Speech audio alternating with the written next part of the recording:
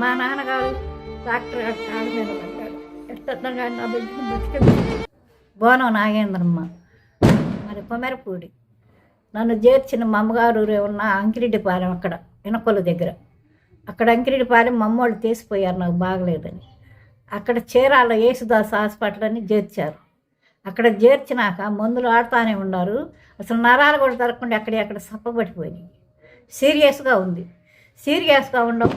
Doctor గారు phone చేసి చెప్పాడు, నేను చెప్పలేనమ్మా, ఎందుకంటే చెప్పలేను, 3 రోజులు గడితే కానీ నాకు తోసినన్ని మందులు వాడతాను, అప్పుడు కానీ నేను నిర్ధారణ చెప్పలేను, మీరు మాత్రం డబ్బులు ఇంత అయితే అనుకోబాకండి అని చెప్పి మా నాన్నతోటి మా అమ్మతోటి చెప్పి డాక్టర్ గారు బాధపడ్డాడు.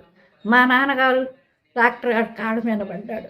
ఎట్టన్నా కానీ నా బిడ్డను బతికింది, ఎంతైనా పర్వాలేదు, తట్టుకోగలుగుతాను, తెచ్చుకుంటానండి అని మా నాన్న డాక్టర్ గారు కాళ్ళ మీద పెడితే ఆయన భుజాలు తట్టి లేపి, ఏం పర్వాలేదయ్యా, నా చేత ఇదివరకు నా శాశ్వత నేను సహాయం చేస్తాను అని చెప్పి డాక్టర్ గారు మాట్లాడినాక ఆ తర్వాత అటొత్తి ఇటొత్తి ఎక్కడో కాలు నరం దొరికింది.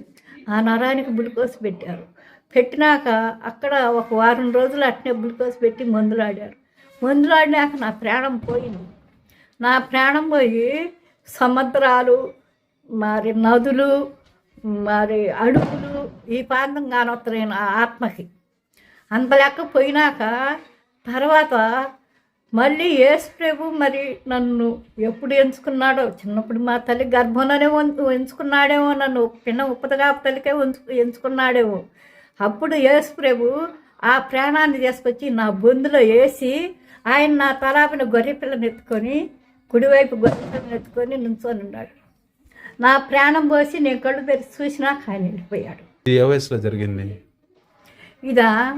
ఇది జరిగి కూడా చాలా అవుతుంది, దాదాపు 47 అయింది. నాకు కొంచెమే ఒక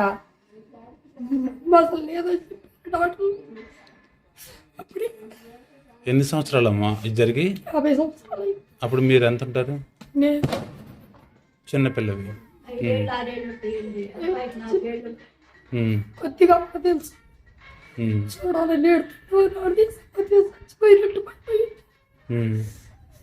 మీ అమ్మగారు దాదాపుగా అందరూ చనిపోయిందని అనుకున్నారు.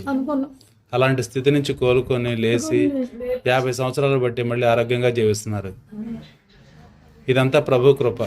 ఇది కన్నీటి సాక్ష్యం అమ్మా, సజీవ సాక్ష్యం.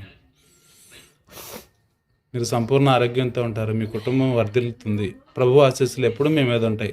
కన్నీళ్లు పెట్టుకోకండి, ఆయన మీతోటే ఉన్నాడు.